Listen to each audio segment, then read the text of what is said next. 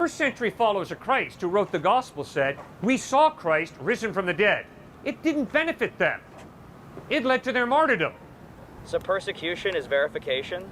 If I claim to have seen something, and you tell me, deny it and live, or else maintain that you did see it and we'll kill you for it, I can promise you, sir, you don't have to be a PhD in psychology to know human beings will crack under that pressure. Well, yes, but maybe back then they did believe it. If someone back then saw the northern lights, they would be convinced that it was something from God. They have no idea that these are things caused by trapped ions in our magnetosphere. They didn't know that back then. There are plenty of natural phenomena. They had no idea what was going on. And so they more than likely almost always interpreted it as something from God.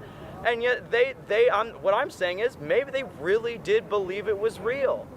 Maybe it really did seem real to them. Maybe they were convinced, but just because they were convinced and just because they were persecuted does not mean they were verified in fact. We don't have a situation of the northern lights, sir.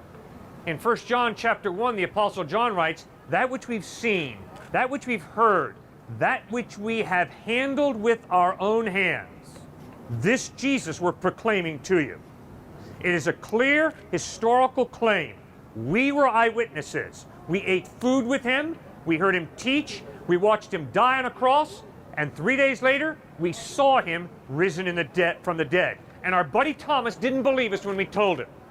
And our buddy Thomas said, not unless I can see him with my own eyes, not unless I can take my hands and put the nail prints in his hands, will I believe. And suddenly Jesus stood there, walked up to Thomas and said, my man, right here, take your hands and put them in the nail prints in my hands. Take your hand and thrust in the spoon wound in my side, and Thomas stopped doubting and believed.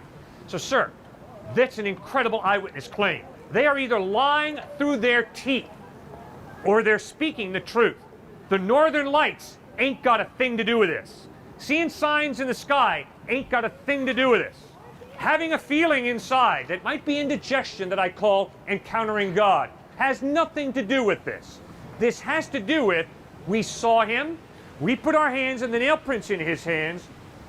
We talked with him. We ate food with him. This Jesus rose from the dead. That's the claim. They're either lying through their teeth or they're speaking the truth.